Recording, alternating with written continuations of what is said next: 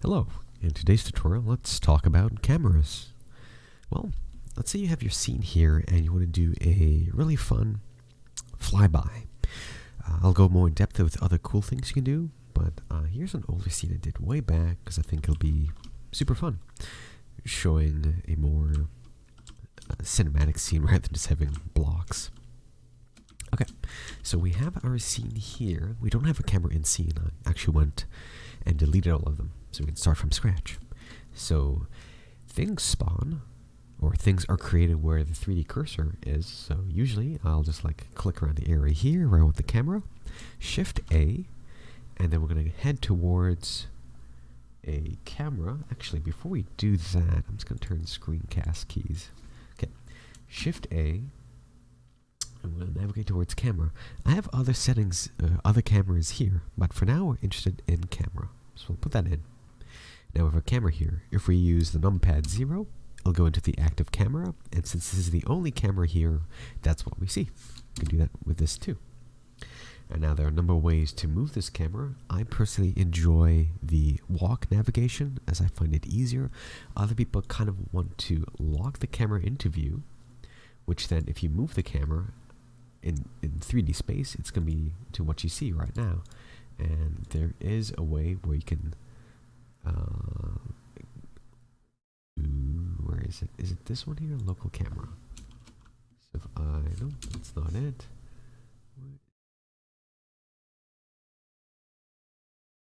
Alright, so you just lock camera to view here.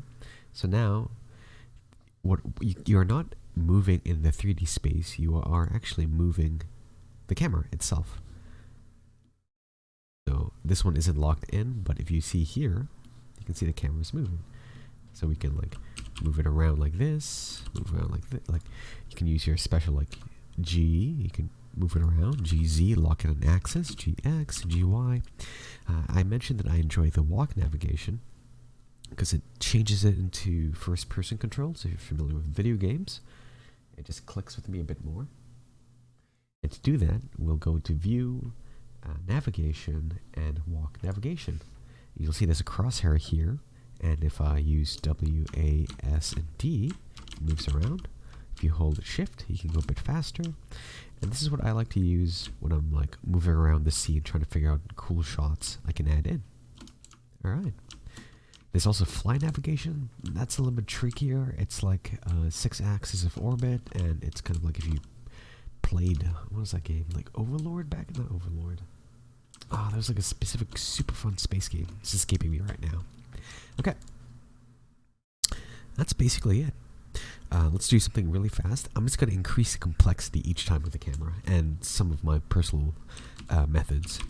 So you can basically find a shot you like. A handy thing is if you go into the camera settings on your toolbar here, click on this. This should pop up. I'll tell you what camera it is. You can actually rename this to something else. So I'm just going to call this first camera. That'll just be easier to navigate when you're looking at your camera list. You can see I have a bunch of other ones here that aren't being used right now. This is just basically saved presets of your cameras. Okay, so we can change the focal length like this. Default is 50. Older point and shoot cameras are 35. Telephoto lens start at around 100. And each of these have kind of like distortions. So if you want things more stylized, you really bring it back. And this is kind of like old 90s like skater rap videos back here. If you go super forward, this is getting into what space lenses or cameras use, or like if you want the background to be really flat. This is really great if you want depth of field, but you don't want to go full isometric. 50 is a standard. Orthographic is like isometric, where there is no vanishing points. So this is great for, let's say, let me just go back here. You can see there is no space here. So this is great for doing reference sheets. If you're a concept art, it's for the rotations, because there's no perspective. It'll be really nice to give to your modelers. And this is a really orthographic scale is like basically controlling the zoom. Let's go back to perspective. The Shift X is kind of like as you can see here, you're like shifting the camera, but you're not rotating it. So this is good for like 2D pans, or if you're trying to get like a perfect angle where like, oh, I just want the vanishing point to be where the statue is. You line it up, and then you can just shift it this way. So if you just want to have leading lines going a specific way, you use this. Alternatively, this is to move, like shift up and down. It's not actually rotating up, as you can see. It's just like moving upwards or craning up. Well, yes. No. You have access to depth of field.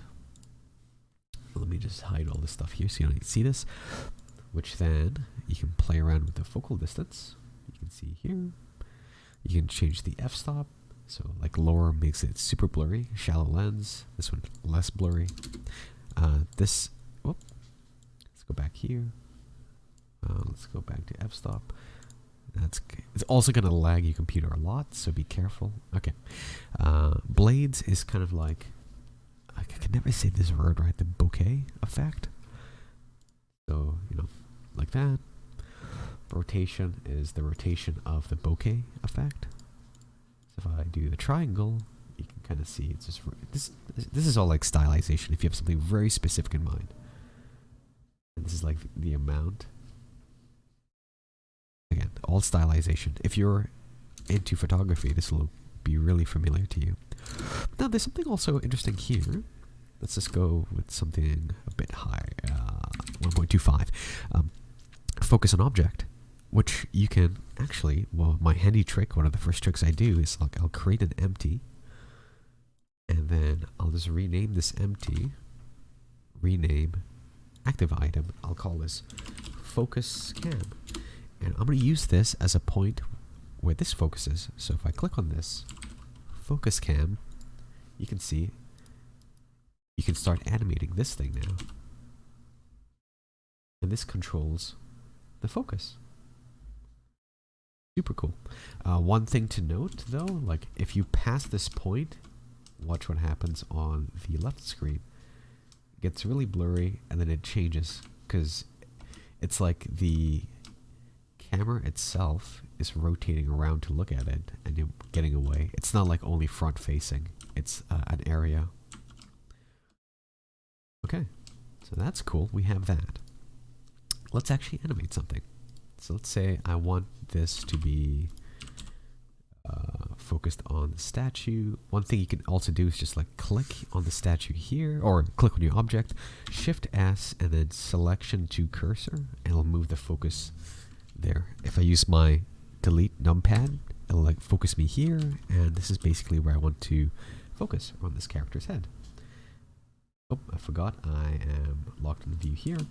So now let's find an interesting thing like this. You can kind of see there's like some nice blurring here.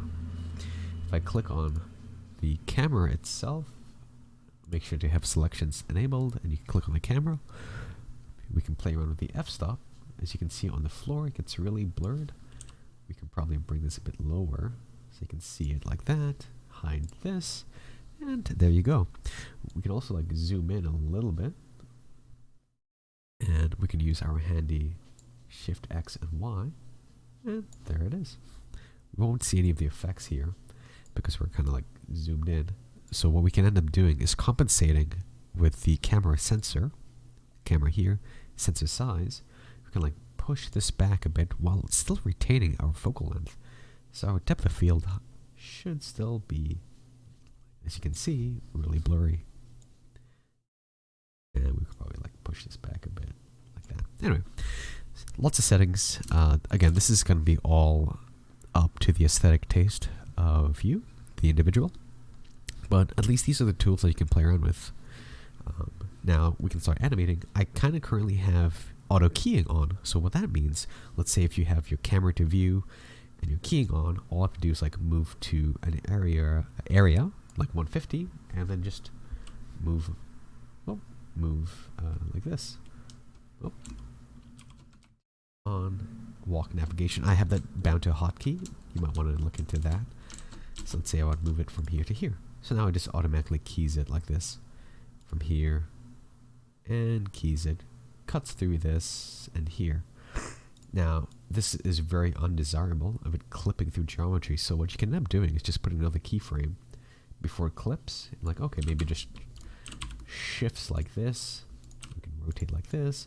So now it kind of like loops around and loops back. But it looks like we're still kind of clipping here. So we can like move this slightly out. And that's what it looks like.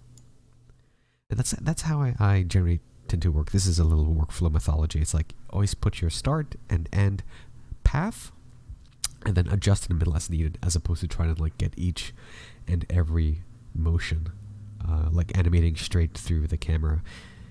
You might get some interesting effects, but honestly, in my experience, it's caused a little bit more headaches. So as long as you have like a container, then you can kind of see what's happening, because you can always adjust these paths quite nicely. You can see, does that. Now the motion itself is a little stiff for my tastes. What you can end up doing is if you select everything, hit V, you can see set keyframe handle type. Now these all have a variety of effects. We want to choose automatic. So what that does is it tries to smoothen out the curve or the graph that we have, and you can access that graph. I drag this down. Remember the crosshair is here. Let's go to the graph editor. Graph editor. And here is our camera movement. So you can see what it's trying to do is trying to smooth it out, each change we do, like that. And just to show you what happens, so this is the graph here. If I move this like this, you can see it's adjusted the graph to make it smoother. So now if we play this,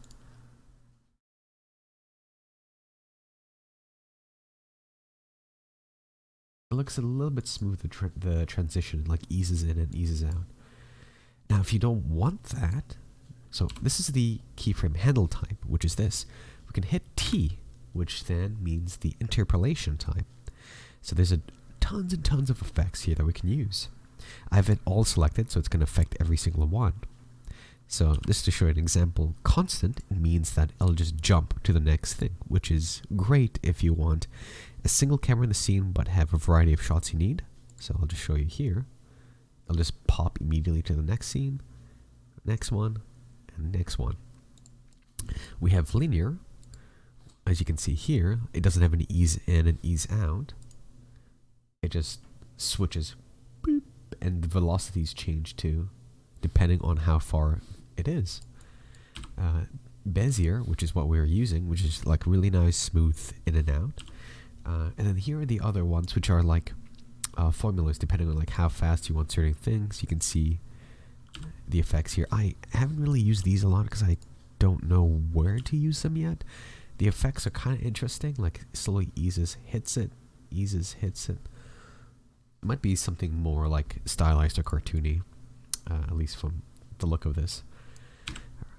We have Exponential, which is like, it's like snaps, slow snaps. So watch this, it'll be like, whoop. Again, I'm sure there is specific uses for these. I'm just showing you. These are my most used ones too, like the back, where it kind of like reels in and settles. This is a really fun thing to use. We also have the bounce.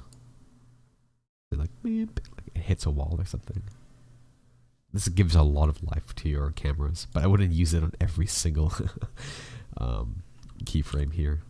And then elastic, as you can see here, it's like, whoop. Boom, boom. This is funny. This gives it a lot of life. So if I was going to do something funny, I would maybe use this thing as a Bezier, as you can see here, the graph. And then when it hits this, maybe it'll be linear. And then when it comes to here, it'll reel back. Oh no, maybe the elastic. Yeah, elastic. And then we'll use this as a back. So then we can watch this.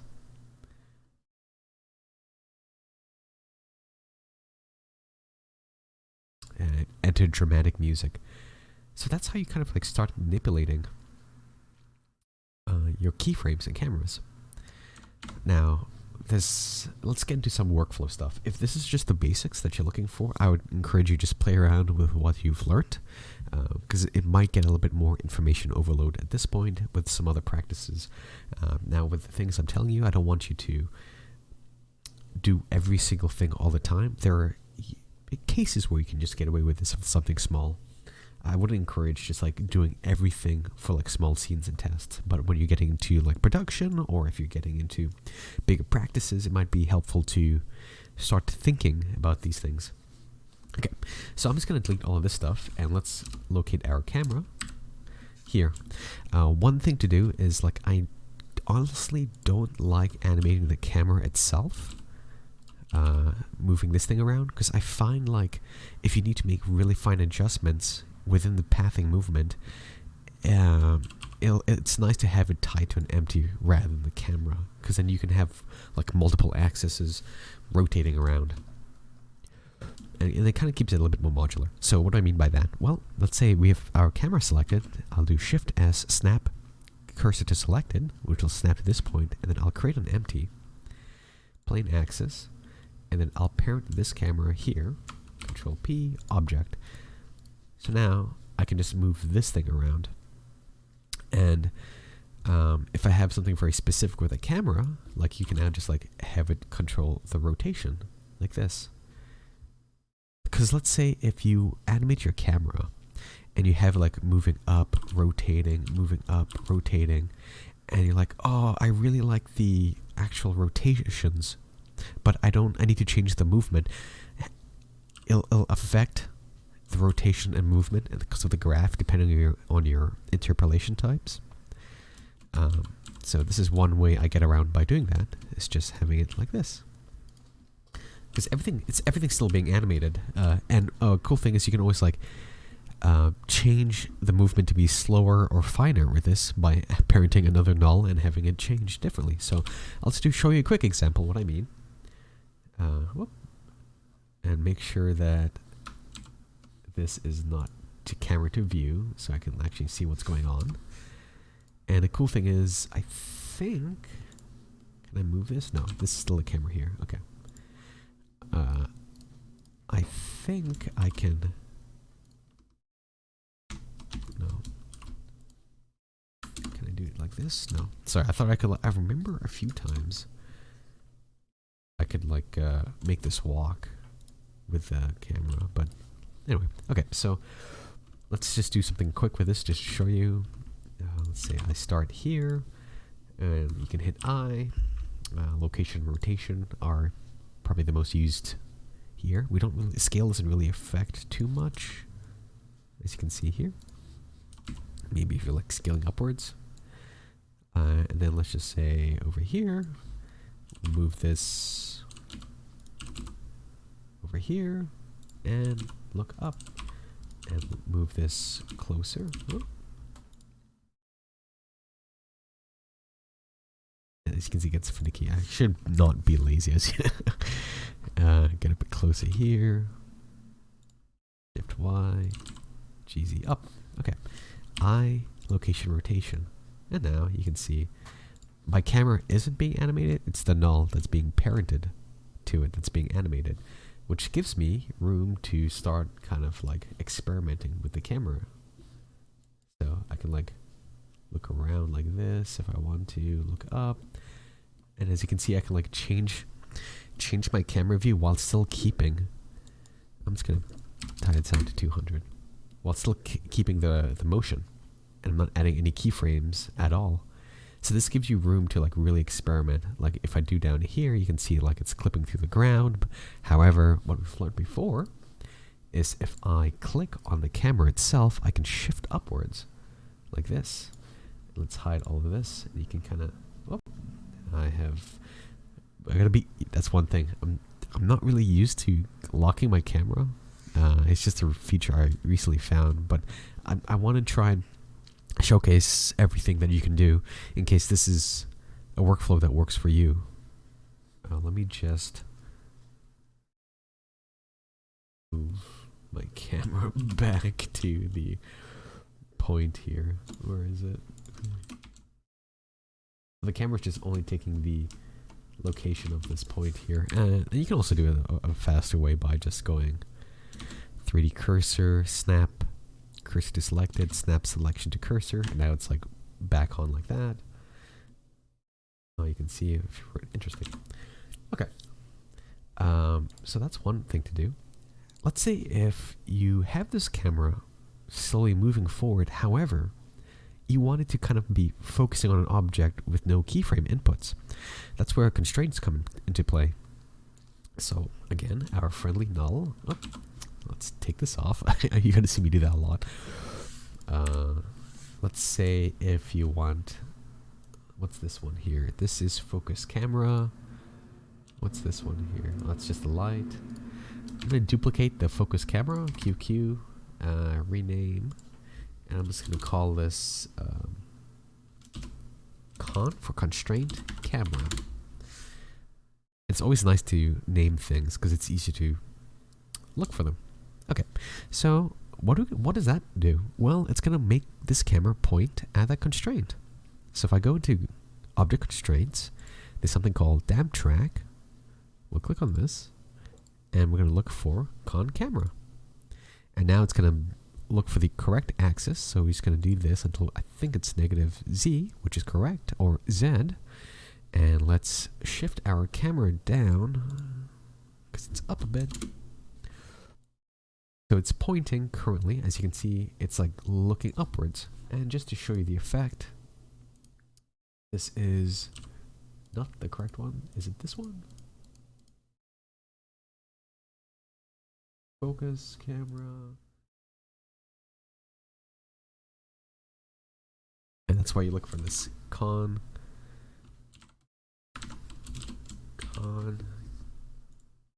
camera. Alright, so now you can see it's actually following this empty.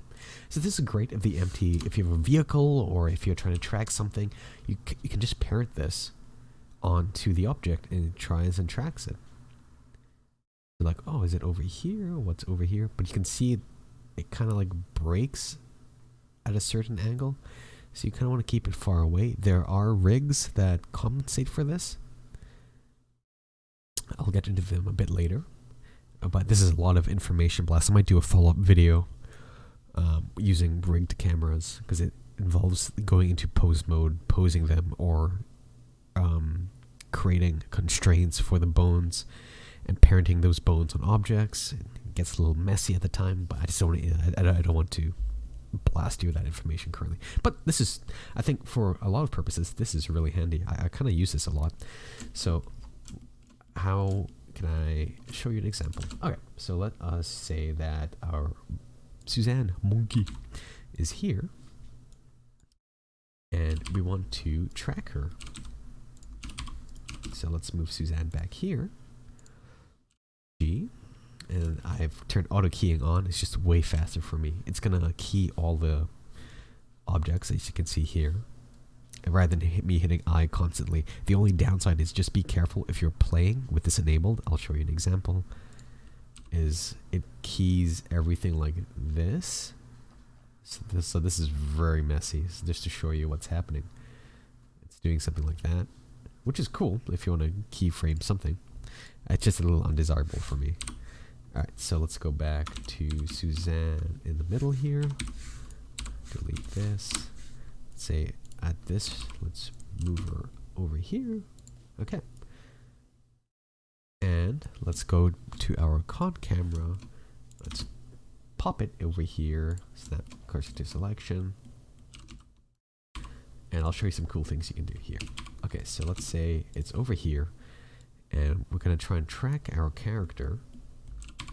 Track our character like this. And then gonna look upwards. But we want to make it a bit slower. And if I show you what's happening here, let's hide all this and play.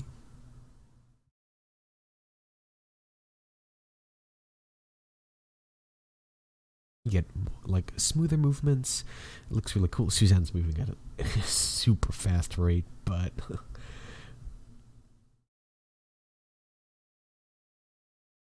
we can actually, let's tone this down a bit. Let's try, be cool if the camera like kind of goes over.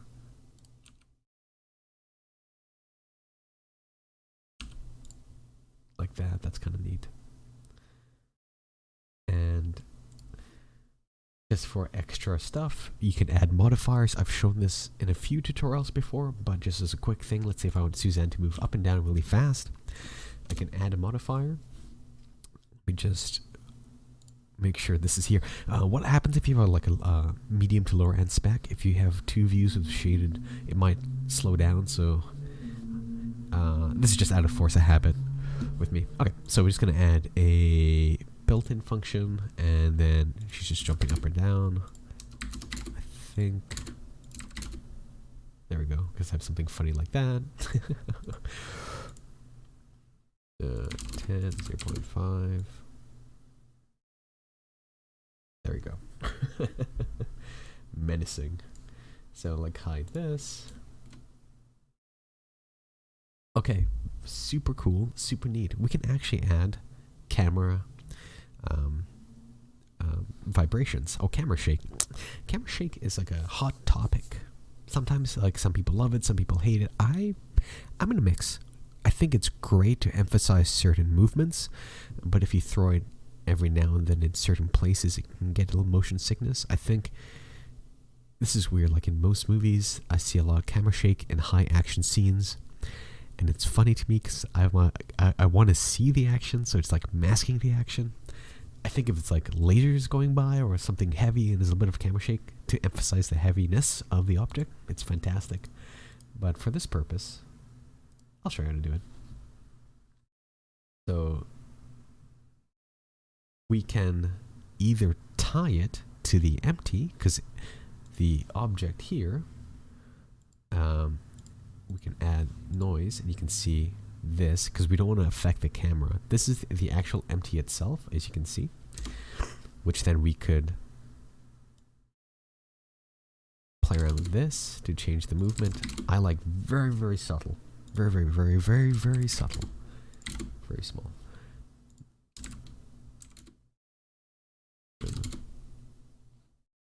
And like warbly. It's kind of neat. Very menacing.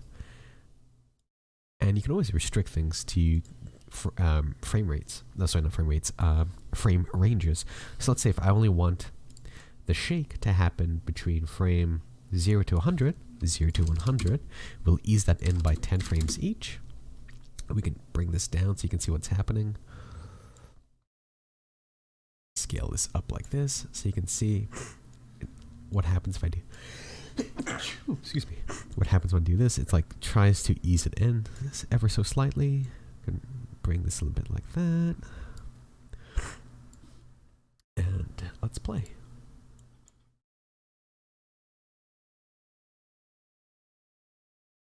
Like slowly eases out like that. Cool. What else can you do? Well, maybe you're wondering what I have down here, or you weren't paying attention at all, and I've just averted your attention to these things. Now, these are called markers. What they're for is if you have multiple cameras in your scene, you can use it to jump or cut towards those cameras. So let's say you have Suzanne running towards the statue, and you're like, I need a cut right here. Control B. Oops. It also depends on what you're currently selected to. If I just want to create a marker, create a marker here. Don't have anything selected. Control. Oh my goodness. Control. Is it Control A? Okay. Control B. Empty 2. Deselect. That. I think it's only going to the active camera. Interesting. Okay. So it's just going to bind a marker here. And that's just basically saying, at this point, switch to this camera. So let's create a new camera and fix that. Okay. So let's make another camera here. Shift A, camera.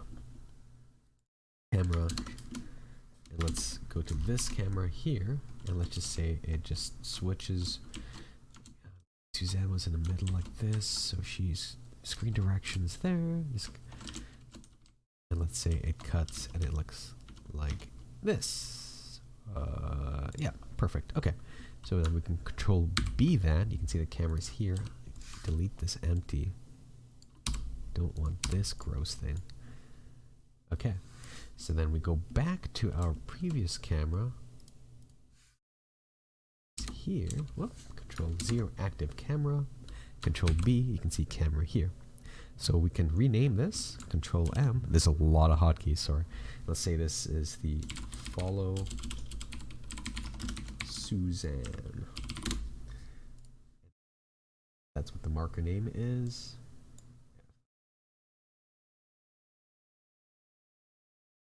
M. There we go. M's to add a new marker. My bad. But Control B is to bind the camera to the marker. But as you can see here, what's happening? Let's play this. We see Suzanne running in, ushering in, and then it cuts here. We see her like that. I kind of want it to be a little bit.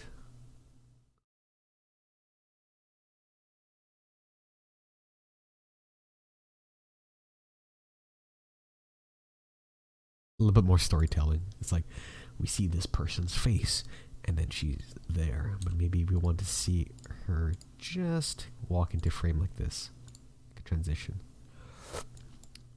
So there you go. We talked about constraints. We talked about markers, keying locations, tying them into empties. Usually putting cameras and tying them to empties will yield better results. Eventually you can start looking to rigging cameras, and yeah. One cool thing is like you can have multiple markers as well. You can just use markers as like to mark something too. I mean that's what they're for. So it's like, oh, here, you know, we can rename this. Whoops. Rename this to statue face. So now we know, like over here, like, oh yeah, this is around the time where the statue is here, and this is like the back of Suzanne. Okay. And now there's like, you can also key any properties here too. So let's just say on this camera, make sure this is selected. This is not selected. We can go to camera 4, which I think is this one, just to make sure. No, oh, it is. Okay, so we can do second camera. You don't have to actually select cameras like this. Second camera, camera 01, and camera here. Correct. Camera here. Okay, so let's go to two cameras are using this. Interesting. We can insert a keyframe.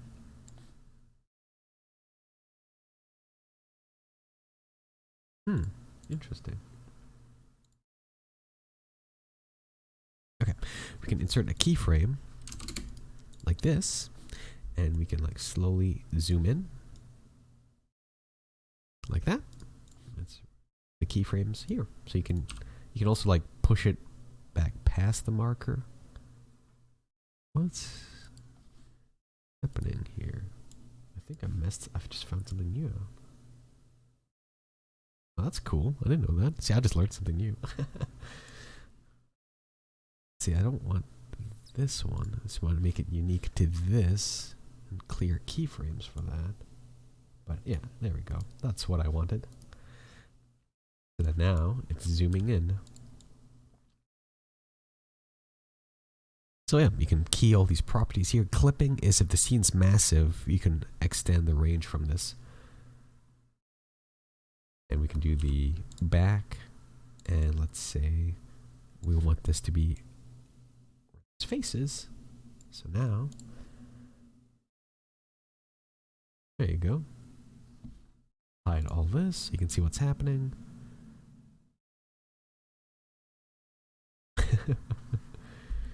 And then of course you start having fun like this. You're like, okay, let me check the camera movements here. If your computer can handle it, have like this, like, oh man, it'd be great if I could add like, take out the keyframe. Great if I could add like lighting here, so you can put like a point light here, and like really start playing around. This is where I have fun. It's like weirdly like set dressing a little bit while the action's moving. I was like, oh yeah, it'd be great if there's like a camera sheen over here, or like a, like this is here. The way that hits is really nicely, and then yeah, that's all I have to say. Well, hopefully you learned a few things with the cameras. Thank you.